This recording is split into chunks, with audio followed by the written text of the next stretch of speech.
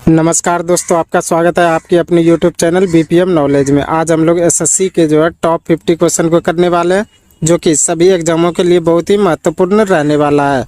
और इनमें से किसी भी प्रश्नों का आंसर अगर आपको पता है तो आप कमेंट बॉक्स में दे सकते हैं। तो चलिए आज का वीडियो शुरू करते हैं। आज का पहला क्वेश्चन है, ग्रेफाइट में कार्बन के परमाणु एक दूसरे से निम्नलिखित बंधों में से किसके द्वारा जुड़े होते हैं। ग्रेफाइट में कार्बन के परमाणु एक दूसरे से निम्नलिखित बंधों में से किसके द्वारा जुड़े होते हैं। तो ये जुड़े होते हैं सहसंयोजी बंध द्वारा। इसका राइट आंसर ऑप्शन सी हो जाएगा। सहसंयोजी बंध द्वारा जो है ग्रेफाइट में कार्बन के परमाणु जो है एक दूसरे से जुड़े होते हैं। चलिए अगला क्वेश्चन देख लेते हैं। अगला क्वेश्चन है, मुरलेन राष्ट्रीय बाग भारत के किस राज्य में स्थित है। मुरलेन राष्ट्रीय बाग भारत के किस राज्य में स्थित है। तो यह मिजोरम में। इसका राइट आंसर ऑप्शन बी हो जाएगा। मिजोरम में जो है मुरलेन राष्ट्रीय बाग जो है स्थित है। चलिए अगला क्वेश्चन देख लेते हैं। अगला क्वेश्चन है, गांधी इरविन समझौता किस वर्ष हुआ था। गांधी इरविन समझौता किस वर्ष हुआ था। तो ये हुआ था 1931 में। इसका राइट आंसर ऑप्शन सी हो जाएगा। 1931 में जो है गांधी इरविन समझौता हुआ था। चलिए अगला क्वेश्चन देख लेते हैं। अगला क्वेश्चन है, पानीपत का तृतीय युद्ध किसके बीच लड़ा गया था। पानीपत का तृतीय युद्ध किसके बीच लड़ा गया था। तो ये लड़ा गया था अफगान और मराठा के बीच। इसका राइट आंसर ऑप्शन डी हो जाएगा। अफगान और मराठा के बीच जो है पानीपत का तृतीय युद्ध जो है लड़ा गया था। चलिए अगला क्वेश्चन देख लेते हैं। अगला क्वेश्चन है, लघु परिपथ के समय परिपथ में विद्युत धारा क्या होती है। लघु परिपथ के समय परिपथ में विद्युत धारा क्या होती है। तो ये बहुत ज़्यादा बढ़ जाती है। इसका राइट आंसर ऑप्शन ए हो जाएगा। बहुत ज़्यादा बढ़ जाएगी कब, जब लघु परिपथ के समय जो है परिपथ में विद्युत धारा बढ़ती है। तो चलिए अगला क्वेश्चन देख लेते हैं। अगला क्वेश्चन है, निम्नलिखित में से कौन सी एक यूएसए की स्थानीय पवन है। निम्नलिखित में से कौन सी एक यूएसए की स्थानीय पवन है। तो यह है चिनूक। इसका राइट आंसर ऑप्शन ए हो जाएगा। चिनूक जो है यह यूएसए की जो है स्थानीय पवन है। चलिए अगला क्वेश्चन देख लेते हैं। अगला क्वेश्चन है, निम्नलिखित में से कौन सा थर्मल पावर प्लांट बिहार में स्थित नहीं है। निम्नलिखित में से कौन सा थर्मल पावर प्लांट बिहार में स्थित नहीं है। तो ये औरैया। इसका राइट आंसर ऑप्शन सी हो जाएगा। औरैया जो है यह थर्मल पावर प्लांट जो है बिहार में स्थित नहीं है। तो ये कहाँ है। तो ये है यूपी में। तो ये यूपी में है। चलिए अगला क्वेश्चन देख लेते हैं। अगला क्वेश्चन है, निम्नलिखित में से कौन सी प्रक्रिया वाष्प को सीधे ठोस में परिवर्तित करती है। निम्नलिखित में से कौन सी प्रक्रिया वाष्प को सीधे ठोस में परिवर्तित करती है। तो ये निहार। इसका राइट आंसर ऑप्शन बी हो जाएगा। निहार प्रक्रिया जो है यह जो है वाष्प को सीधे ठोस में परिवर्तित करती है। चलिए अगला क्वेश्चन देख लेते हैं। अगला क्वेश्चन है, निम्नलिखित में से कौन सा तापीय ऊर्जा संयंत्रों के संदर्भ में सम्मिलित है। निम्नलिखित में से कौन सा तापीय ऊर्जा संयंत्रों के संदर्भ में सम्मिलित है।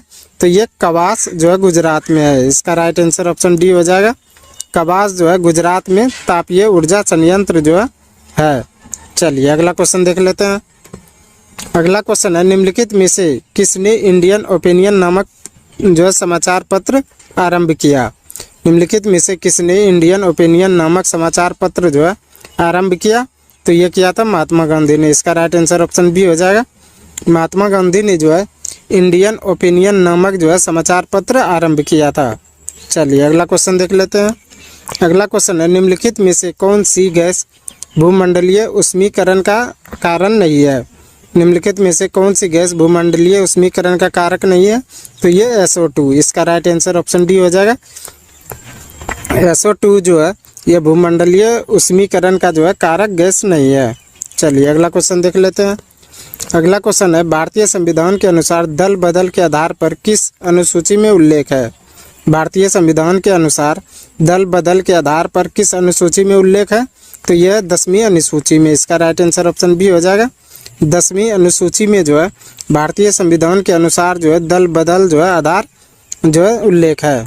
चलिए अगला क्वेश्चन देख लेते हैं। अगला क्वेश्चन है, निम्नलिखित में से कौन सा फूल का प्रजनन अंग नहीं है। निम्नलिखित में से कौन सा फूल का प्रजनन अंग नहीं है। तो यह है बाह्य दल। इसका राइट आंसर ऑप्शन डी हो जाएगा। बाह्य दल जो है यह फूल का प्रजनन अंग नहीं है। चलिए अगला क्वेश्चन देख लेते हैं। अगला क्वेश्चन है, निमारी किसका एक नस्ल है? निमारी किसका एक नस्ल है? तो ये गाय की। इसका राइट आंसर ऑप्शन सी हो जाएगा। निमारी जो है गाय की जो है एक नस्ल है। चलिए अगला क्वेश्चन देख लेते हैं। अगला क्वेश्चन है, निम्नलिखित में से कौन सी समिति चुनाव सुधारों से संबंधित है? निम्नलिखित में से कौन सी समिति जो है चुनाव सुधारों से है? तो यह दिनेश गोस्वामी समिति। इसका राइट आंसर ऑप्शन ए हो जाएगा। दिनेश गोस्वामी समिति जो है यह चुनाव सुधारों से संबंधित है। चलिए अगला क्वेश्चन देख लेते हैं। अगला क्वेश्चन, जैन धर्म के 23वें तीर्थकर कौन थे? जैन धर्म के 23वें तीर्थकर कौन थे? तो ये थे पार्श्वनाथ। इसका राइट आंसर ऑप्शन डी हो जाएगा।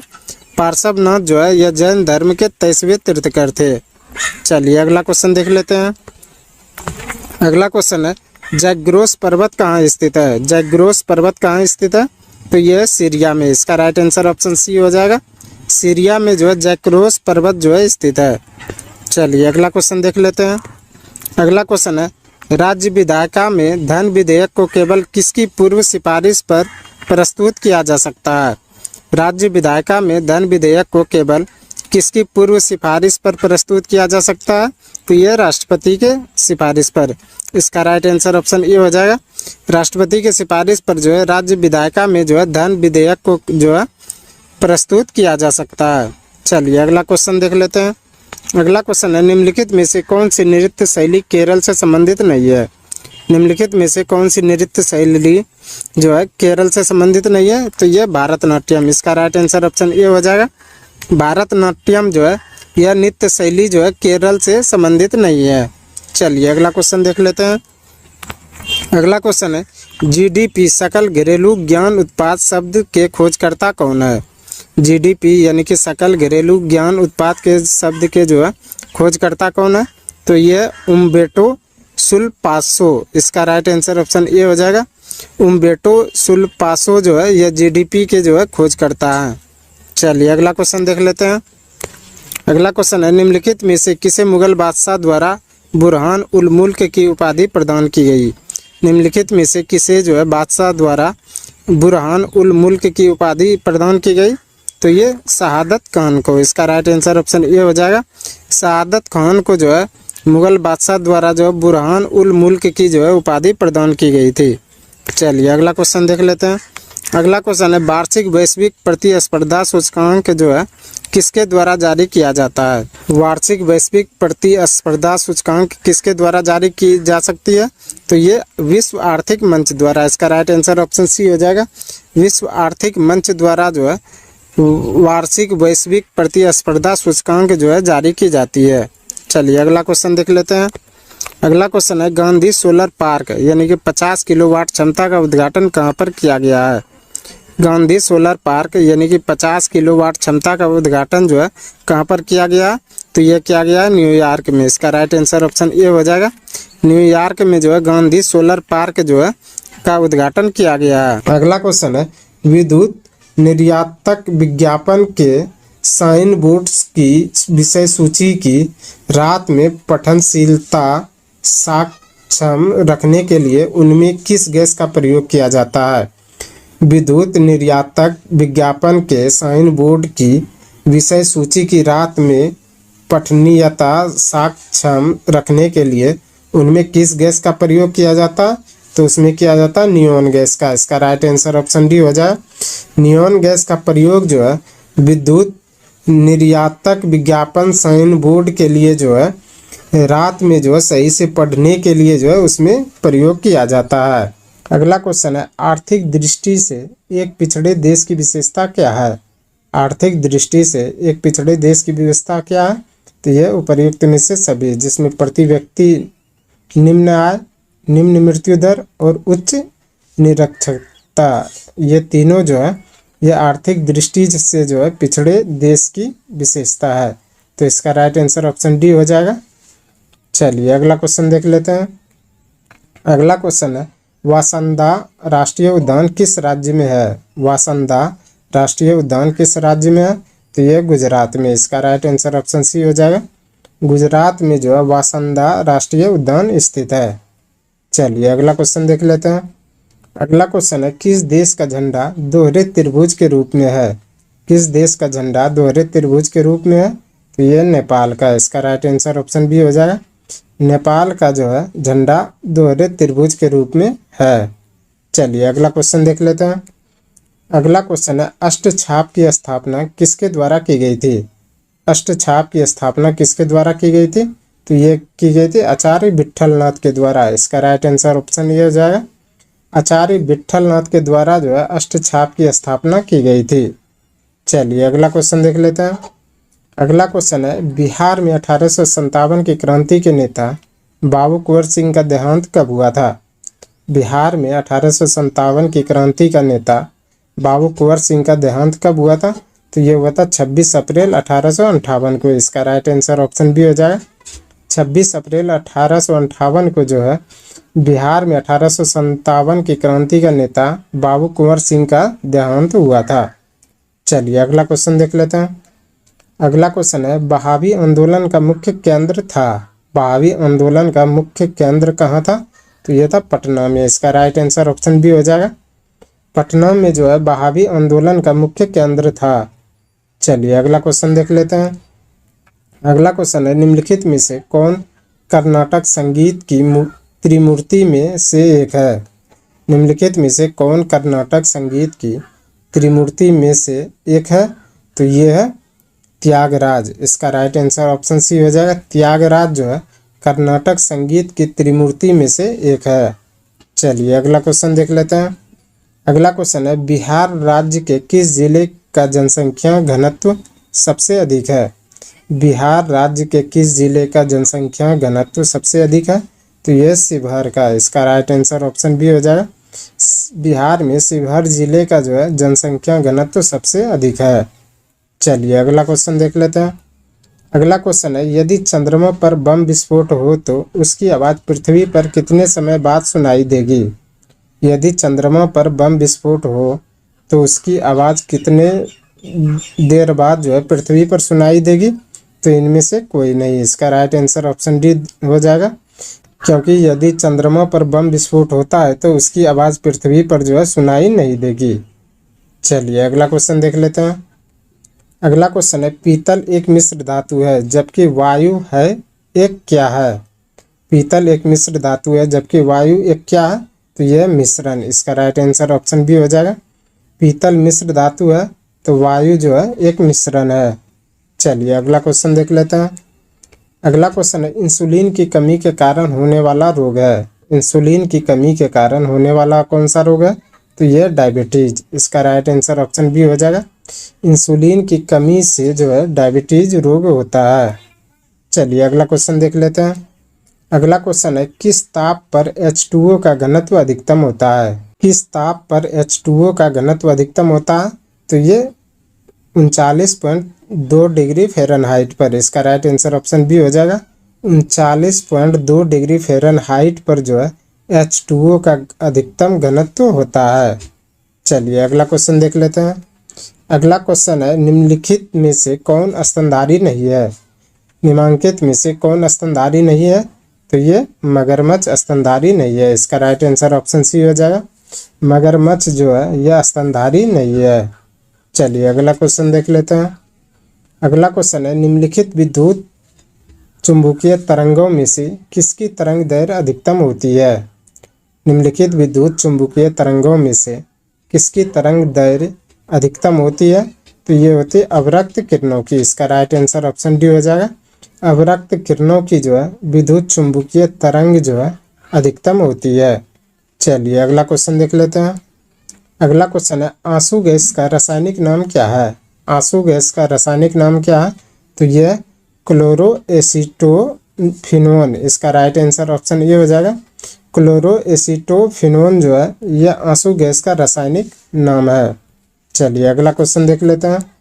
अगला क्वेश्चन है, यदि किसी लेंस का आधा भाग काले कागज से ढक दिया जाए तो उसके द्वारा उत्पन्न प्रतिबिंब क्या होगा? यदि किसी लेंस का आधा भाग काले कागज से ढक दिया जाए तो उसके द्वारा उत्पन्न प्रतिबिंब क्या होगा? तो उसकी चमक कम हो जाएगी। इसका राइट आंसर ऑप्शन सी हो जाएगा। उसकी चमक कम हो जाएगी यदि लेंस का आधा भाग जो है काले कागज से ढक दिया जाए तो। चलिए अगला क्वेश्चन देख लेते हैं। अगला क्वेश्चन है, निम्नलिखित में से किस सूचक के साथ बेकिंग सोडा का विलयन मिलाने पर हरा रंग प्राप्त होता है? निम्नलिखित में से किस सूचक के साथ बेकिंग सोडा का विलयन मिलाने पर हरा रंग प्राप्त होता है? तो ये होता है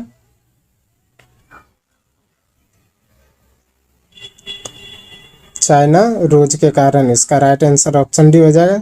चाइना रोज के कारण जो है किसी सूचक के साथ बेकिंग सोडा का विलयन मिलाने पर जो है हरा रंग प्राप्त होता है। चलिए अगला क्वेश्चन देख लेते हैं। अगला क्वेश्चन है, ब्लू बेबी सिंड्रोम निम्नलिखित में से किसके कारण होता है? ब्लू बेबी सिंड्रोम निम्नलिखित में से किसके कारण होता है? तो ये होता है मिथोग्लोबिन के कारण। इसका राइट आंसर ऑप्शन डी हो जाएगा। मिथोग्लोबिन के कारण जो है ब्लू बेबी सिंड्रोम जो है होता है। चलिए अगला क्वेश्चन देख लेते हैं। अगला क्वेश्चन है, साबुन को जल में घोलने पर जल के पृष्ठ तनाव पर क्या प्रभाव पड़ता है? साबुन को जल में घोलने पर जल के पृष्ठ तनाव पर क्या प्रभाव पड़ता है? तो ये घट जाता है। इसका राइट आंसर ऑप्शन बी हो जाएगा। साबुन के जल में घोलने पर जो है इसका पृष्ठ तनाव घट जाता है। चलिए अगला क्वेश्चन देख लेते हैं। अगला क्वेश्चन है, एक ट्रांसफार्मर मुख्यतः किसको बदलता है? एक ट्रांसफार्मर मुख्यतः किसको बदलता है? तो यह वोल्टेज को बदलता है। इसका राइट आंसर ऑप्शन सी हो जाएगा। एक ट्रांसफार्मर जो है मुख्यतः वोल्टेज को बदलता है। चलिए अगला क्वेश्चन देख लेते हैं। अगला क्वेश्चन है, प्राकृतिक रबड़ किसका बहुलक है? प्राकृतिक रबड़ किसका बहुलक है? तो यह आइसोप्रीन का। इसका राइट आंसर ऑप्शन सी हो जाए। आइसोप्रीन का जो है प्राकृतिक रबड़ जो है बहुलक है। चलिए अगला क्वेश्चन देख लेते हैं। अगला क्वेश्चन है, निम्नलिखित में से कौन सा एक साधारण अस्थायी उत्तक है? निम्नलिखित में से कौन सा एक साधारण अस्थायी उत्तक है? तो यह मृदुतक। इसका राइट आंसर ऑप्शन ए हो जाएगा। मृदुतक जो है यह एक साधारण अस्थायी उत्तक है। चलिए अगला क्वेश्चन देख लेते हैं। अगला क्वेश्चन है, उच्च स्तर भाषा के स्रोत कूट को पंक्ति दर पंक्ति मशीन कूट में बदलने वाला अनुवादक प्रोग्राम को क्या कहते हैं? उच्च स्तर भाषा के स्रोत को पंक्ति दर पंक्ति मशीन कूट में बदलने वाले अनुवादक प्रोग्राम को क्या कहते हैं? तो ये कहते हैं कंपाइलर। इसका राइट आंसर ऑप्शन बी हो जाएगा। कंपाइलर द्वारा जो है उच्च स्तर भाषा के स्रोत को जो है पंक्ति दर पंक्ति मशीन के कूट में जो है बदलने वाले अनुवादक प्रोग्राम को कहते हैं। चलिए अगला क्वेश्चन देख लेते हैं। अगला क्वेश्चन है, यदि लाल फूल को हरे शीशे में देखें तो यह कैसा दिखाई देता है? यदि लाल फूल को हरे शीशे में देखें तो यह कैसा दिखता है? तो यह दिखता है काला। इसका राइट आंसर ऑप्शन बी हो जाएगा। यदि लाल फूल को जो है हरे शीशे में देखने पर जो है यह काला दिखाई देता है। चलिए अगला क्वेश्चन देख लेते हैं। अगला क्वेश्चन है, माइकलसन मोरले प्रयोग आधार किस सिद्धांत द्वारा बना होता है? माइकलसन मोरेले प्रयोग आधार किस सिद्धांत द्वारा बना होता है? तो ये बना होता है ईथर परिकल्पना के पतन का। इसका राइट आंसर ऑप्शन सी हो जाएगा। ईथर परिकल्पना के पतन का जो है माइकलसन मोरेल प्रयोग आधार जो है बना होता है। चलिए अगला क्वेश्चन देख लेते हैं। आज का अंतिम क्वेश्चन है, डीएनए में फ्यूरिन क्षार किसका बना होता है? डीएनए में फ्यूरिन क्षार किसका बना होता है? तो ये बना होता है एडिनिन व ग्वानिन का। इसका राइट आंसर ऑप्शन बी हो जाएगा। एडिनिन व ग्वानिन का जो है डीएनए में फ्यूरिन क्षार जो है बना होता है। आज के लिए बस इतना ही। हमें उम्मीद है कि ये वीडियो आपको पसंद आया होगा। अगर पसंद आया तो प्लीज़ लाइक कमेंट शेयर और चैनल को सब्सक्राइब जरूर करें। धन्यवाद।